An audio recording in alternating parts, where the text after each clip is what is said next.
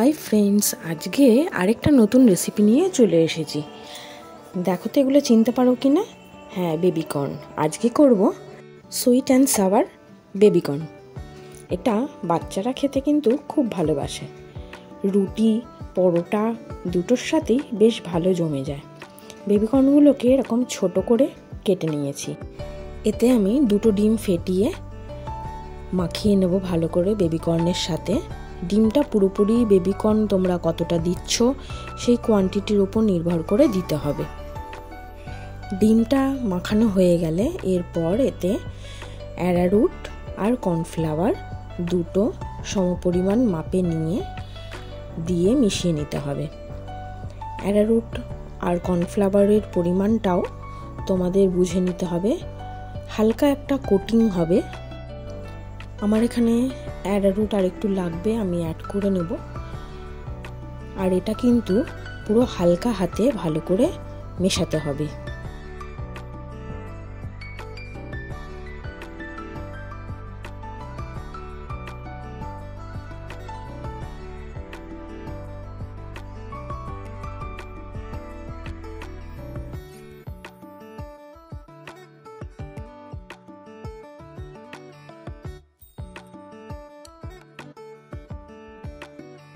ডিম, arrowroot, cornflour সবকটা ভালো মতো মাখিয়ে নেওয়া হলে এরপর দিতে হবে বেকিং পাউডার।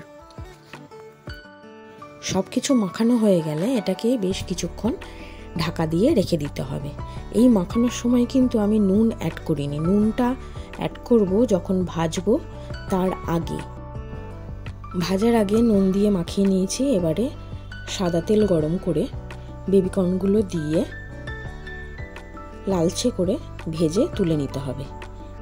ভাজার সময় অবশ্যই লো টু মিডিয়াম হিটে ভাজতে হবে।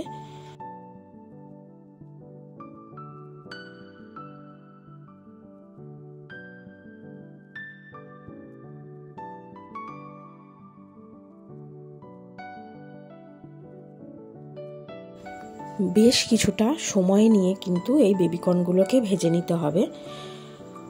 প্রথমে লো টু মিডিয়াম হিটে ভেজে নিয়ে শেষে হাই হিটে লালচে কালার আসলে বেবিকর্নগুলো তুলে নিতে হবে। এই বেবিকর্নের পকোড়াগুলো কিন্তু শুধু খেতে খুব ভালো লাগে। এরপর আমি এখানে গ্রেভি করার জন্য গাজর, পেঁয়াজ, ক্যাপসিকাম চৌকো করে কেটে নিয়েছি।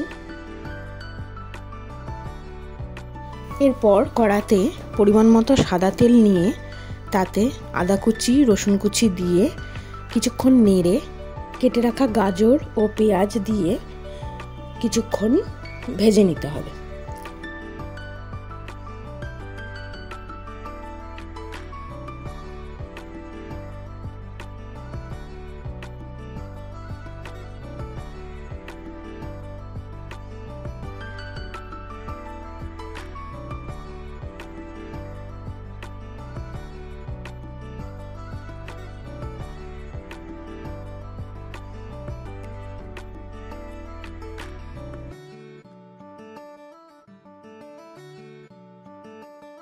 পেঁয়াজ আর গাজরটা ভাজার সময় অল্প সামান্য নুন দিয়ে নেড়ে নিতে হবে।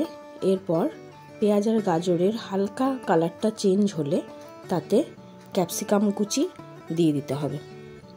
সব শুদ্ধ আবারও বেশ কিছুক্ষণ ভেজে নিতে হবে।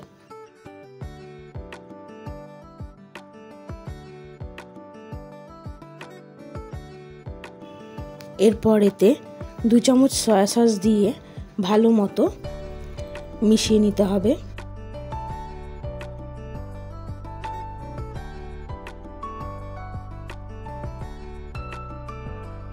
এরপর এতে বেশ কিছুটা পরিমাণ টমেটো সস দিয়ে আবারও সব শুদ্ধ ভালো মতো মিশিয়ে নিতে হবে।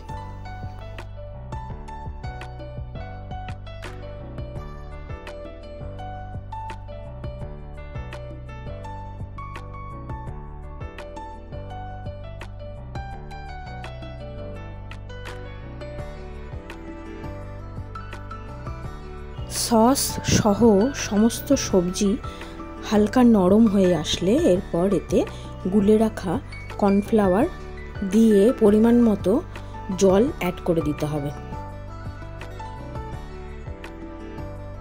সমস্ত গ্রেভিটা ফুটে উঠলে এরপর ভেজে রাখা বেবিকর্নগুলো দিয়ে নেড়ে নিতে হবে।